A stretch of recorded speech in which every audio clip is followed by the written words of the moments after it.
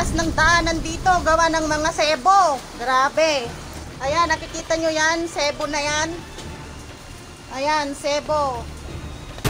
Mga residente ng isang barangay sa Quezon City inirereklamo ang isang lutuan ng pares na sanhi di umano ng umaapaw na sebo sa kanilang mga kanal. Narito po tayo sa eskinita kung saan una itong nakunan ng cellphone video at inirereklamo nga ho ng mga residente. Narito ho yung kanal na binabanggit ng mga nagrereklamo na umaapaw po ang sebo at kung inyong makikita, aktwal. Meron pa hong mga marka ng sebo dito sa aking paanan. Sa totoo lamang, medyo nangangamoy pa ho hanggang sa mga oras na ito. Ang binabanggit pa ng mga residente, kapag daw umuulan, umaapaw ang sebo dito sa mismo kong kinatatayuan dahil nga ako bumabara doon sa kanal at sa drainage. Nang ilapit ng resibo sa lokal na pamahalaan, umaksyon sila para makumpirma ang sumbong.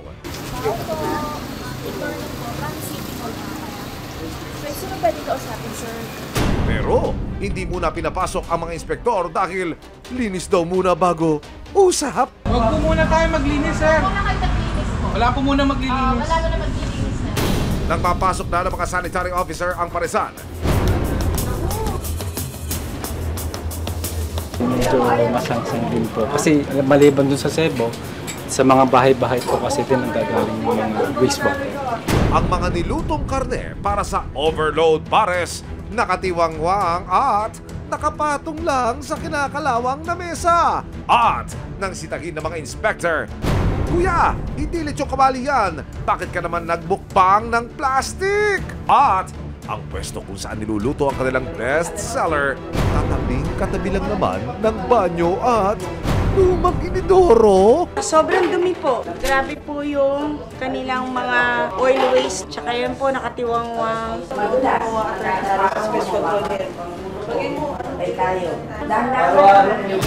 Sa gitna ng inspeksyon, makikita ang isang tauhan na may sinasalok sa gutter ng kusina. Pitchel-pitchel pala ng sebo ang isinasali niya sa drum na halos mapuno na. Mabaho yung drainage po. Sobrang ano po yan, unhealthy. Ang liquid waste po, dadaloy po yan sa ating septic tanks. Papunta po sa ground po. Sebo overload nga talaga. Hindi, ano po yan. Dito lang po yan, di po lumalabas yan. Hindi po lumalabas yan. Ang water po, abang po ganyan, naghahanap po yan kung saan po dadaloy. Ay, hindi po. May septic tank po kami. Ayun Asan po po? yung septic tank po. Ang grease trap po nyo. Andyan din po. Grease trap? Oh, yun. Hindi nyo nga po alam, di ba po? Yung mga mantika, sebo. Hindi po. Hindi po. Ano po yun? Ang grease trap po, yung, para hindi masama sa drainage yung mantika, si grease trap po ang mismong nagsiseparate. po namin. Sa patuloy na pag-inspeksyon ng mga sanitary officers sa loob ng inireklamong paresan, halos kumulo na sa galit ang ilang residente sa nararanasan nilang perwisyo sa kanilang lugar. Malinis na po yan. Punong-puno po yan pagka hindi sila naglinis. Puro sebo po yan. Lalo yan, pag umulan, umapaw. Baksak na. Kasi yung butas yung ano lang naman, yung maliit. Maya-maya pa, dumating na ang nagpakilalang may-ari ng paresan. Sir, meron kaming MO. Ito yung vision order namin. So sir, or may complaint po yan. Giit niya. Hindi kasi ang complaint noon, simula nung nagpagawa ako ng septic tank, matagal na kasi yan. Gawa ko inoperate yung septic tank. Kung lang makikita nyo nang wala akong lumalabas na waste dyan. Kaso lang, pumasok kami kanina sa red. Kasi time kasi nang paglilinis, sir. Natuklasan ding walang kaukulang permit ang kanyang paresan. Pwede makita yung business card? Ano pa lang yun, mama, barangay permit pa lang. So yung, ilan po yung empleyado? Mga ano yun, ma'am? 24? Ang mga food handler o empleyado ng kanilang paresan, wala rin daw health permit at walang suot na personal protective equipment o PPE habang nagluluto. Yung health, ma'am, nilalako na rin namin. So wala pa po. Nang matapos ang inspeksyon, tila unleavened violations ang nakita at nailista pa ng mga sanitary officer, kabilang na ang kawalan ng maayos na waste segregation, kawalan ng hand washing facility para masiguro ang kalinisan ng bawat food handler. Sa ilalim ng Sanitation Code of the Philippines, pwedeng maipasara ang anumang food establishment kung wala itong kaukulang permit mula sa Local Government Unit o LGU. Ayon din sa batas, responsibilidad ng lokal na pamahalaan na bantayan at inspeksyonin ng mga food establishment para matiyak ang kaligtasan at kalinisan ng mga ibinebenta nila sa publiko. Dahil sa mga nakitang paglabag ng paresan, Wala po tayong magagawa, kailangan natin itigil eh. Kasi ang pinag-uusapan po natin yung pagkain, kalusugan ng mga tao, baka makasama pa sa kanila. may isang buwan na po ang nakalilipas mula ng bisitahin at inspeksyonin nito ng Quezon City LGU kasama ang team ng Resibo.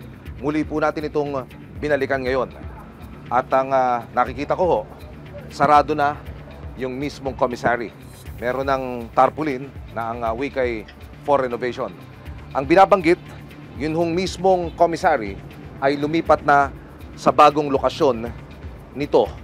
At ang binabanggit pa ayon sa impormasyon na ating natanggap, nagtatayo na rin sila ng isang industrial type na kitchen na siyang akma sa negosyong meron sila. Eto na po ngayon, sir, ipapakita ko na po sa inyo. Ito, sir, yung tinatawag na stock room storage po. Yan. Para po sa mga frozen po, nandito na po sila lahat ilalagay. Preparing table po. Dito po lahat ipe-prepared ang lahat ng lulutuin. Kahit sino man yung pumasok po dito kung sakali at makita nila na maayos na, malinis na, binago na. Natuto po kami na tama naman po talaga po na dapat iayos. Next week, makikita nyo na po yung buong buo. Nangako naman ng lokal na pamahalaan ng Quezon City na patuloy nilang babantayan ang lahat ng mga food establishment. Kasabay ng paghahanap buhay tulad ng paresan na ito sa Quezon City, may mga responsibilidad na kailangang gampanan para masigurong ligtas ang customers at masigurong hindi makapeperwisyo ang kanilang operasyon sa ibang mga tao. May mga nakatalagang patakaran ng bawat lokal na pamahalaan na kailangang sundin at tuparin sa ngalan ng kaayusan at kalusugan. Reaksyon, ebidensya, resibo, walang lusot ang may atraso.